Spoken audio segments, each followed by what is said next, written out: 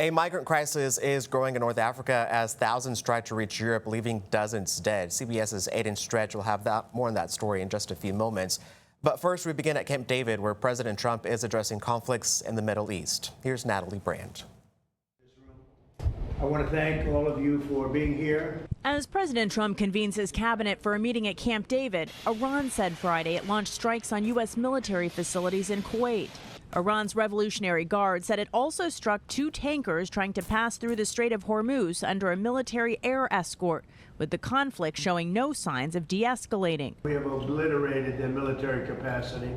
Again, they've got some left, but soon they won't have some left. While uncertainty swirls around next steps in Iran, President Trump touted potential progress in Gaza, where he says Iranian-backed Hamas has reached an agreement with his International Board of Peace. This disarmament deal that he brought about with Steve and Jared's work on Hamas is another big step as well. It's something a lot of people thought would never happen. In a social media post, the president said the deal includes the complete disarmament of Hamas and will be carried out in carefully structured phases. So Hamas would have to give up heavy weapons. They would have to, they would have to be handed over to like an international security force that they're going to put up, and it would be neighboring Arab states and other states that would help. But an Israeli source says there will be no withdrawal of its troops without Hamas truly disarming. And Hamas says it won't put away its weapons until Israel withdraws, leaving uncertainty around the deal. Natalie Brand, CBS News, the White House.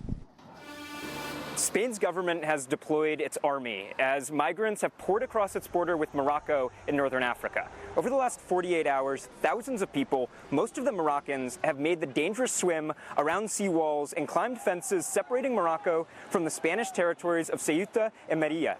The 2 enclaves sit on Morocco's northern coast, but are Spanish territory, making them the European Union's only land borders with Africa. Local officials have blamed the surge on a recent Spanish Supreme Court ruling, which makes it harder to turn away migrants arriving from Morocco by sea. Crossing the border does not mean free movement across Europe.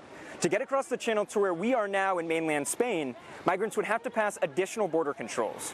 Still, the crossings have drawn scrutiny from conservative leaders across Europe, including Italian Prime Minister Giorgia Meloni, who said she is prepared to take extraordinary measures to defend Italy's borders and its citizens.